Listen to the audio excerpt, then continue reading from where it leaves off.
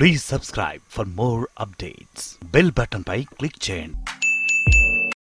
ఇటు ఆంధ్రప్రదేశ్లో కానీ ఇటు తెలంగాణలో కానీ మనం చూసినట్లయితే ఎన్నికల వేళ ఇక్కడ కేటీఆర్ కానివ్వండి, అక్కడ లోకేష్ కానివ్వండి, ఇద్దరు వారసులు కొంత దూకుడుగానే ప్రచారం నిర్వహిస్తున్నారు. అయితే ఇద్దరికి మధ్య పోలిక చూసినట్లయితే కేటీఆర్తో పోల్చుకుంటే లోకేష్ ఆ స్థాయిలో కనిపించడం. ఇక్కడ కేటీఆర్ అన్నీ తానై ముందు నడిపిస్తున్నారు, అన్నీ తన భుజాల మీద వేసుకుని నడిపిస్తున్నారు. అక్కడ మాత్రం కేవలం లోకేష్ తన నియోజకవర్గానికి తన ప్రాతినిధ్యం వహిస్తున్న చోటుకు మాత్రమే పరిమితమయ్యారు కదా.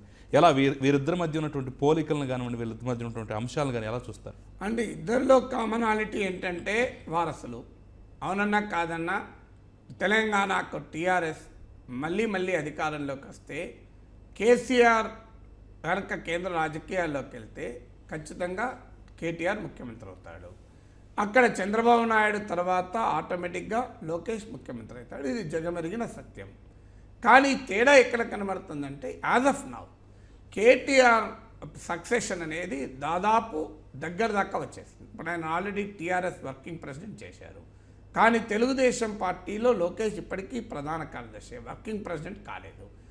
అసెంబ్లీ ఎన్నికల సమయంలో, లోక్సభ ఎన్నికల సమయంలో కూడా తెలంగాణలో కేసీఆర్తో దగ్గరగా దాదాపు సరిసమానంగా ఎన్నికల ప్రచార బాధ్యతల్ని కేటీఆర్ తీసుకున్నారు. హరీష్ రావు అసెంబ్లీ ఎన్నికల సమయంలో నిర్వహించిన పాత్ర కూడా ఇప్పుడు మనకు కనబడం లేదు. ఇప్పుడు పాత్ర అంటూ కనబడితే కేటీఆర్ తప్ప ఇంకోరు కనబడలేదు.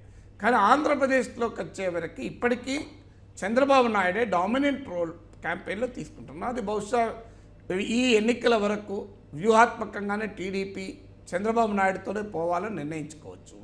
తెలంగాణ టీఆర్ఎస్ ఏమో కేసీఆర్తో పోవాలని నిర్ణయించుకున్న కేటీఆర్ ఫుట్ ప్రింట్ను కూడా ప్రజెంట్ చేయాలి, మార్కెటింగ్ చేసుకోవాలి అనేది టీఆర్ఎస్ వ్యూహం. టీడీపీ ఇప్పటికప్పుడు సిద్ధంగా లేదు.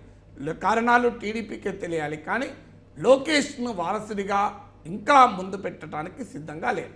మంత్రివర్గంలో తీసుకున్నారు. కానీ ఆ తర్వాత చంద్రబాబు నాయుడుతో సరిసమాన స్థాయిలో ఆంధ్రప్రదేశ్లో ఎన్నికల ప్రచారంలో మన లోకేష్ కనబడాడు. ఆయన మంగళగిరిలో పోటీ చేయడం ఒకటే కారణం కాదు.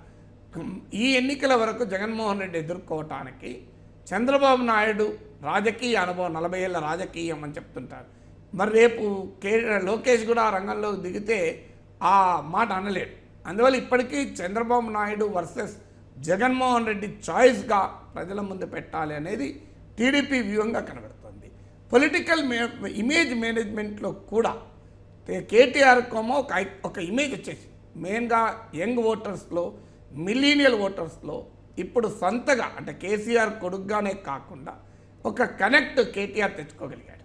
కేటీఆర్కి ఆ రకమైనటువంటి ఇమేజ్ మీరు తెలంగాణ యంగ్ ఓటర్స్లో వచ్చింది.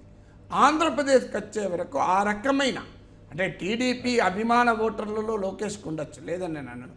కానీ టీడీపీకి సంబంధం లేని ఒక న్యూట్రల్ మిలీనియల్ ఓటర్కు ఈ స్థాయిలో కనెక్ట్ ఇంకా రాలేదు. సో దీనికి అనేక రీజన్స్ ఉండొచ్చు, కానీ కనెక్ట్ అయితే రాలేదు.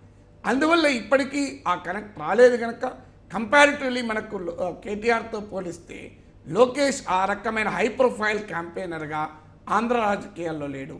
ఇంకా ఆ మాటలో చెప్పాలంటే కేటీఆర్ కంపారిటివ్లీ హై ప్రొఫైల్ క్యాంపెయినర్గా ఈ తెలంగాణ ఎన్నికల్లో యాజ్ ఆఫ్ నౌ 2019లో మనకు కనబడుతున్న దృశ్యం.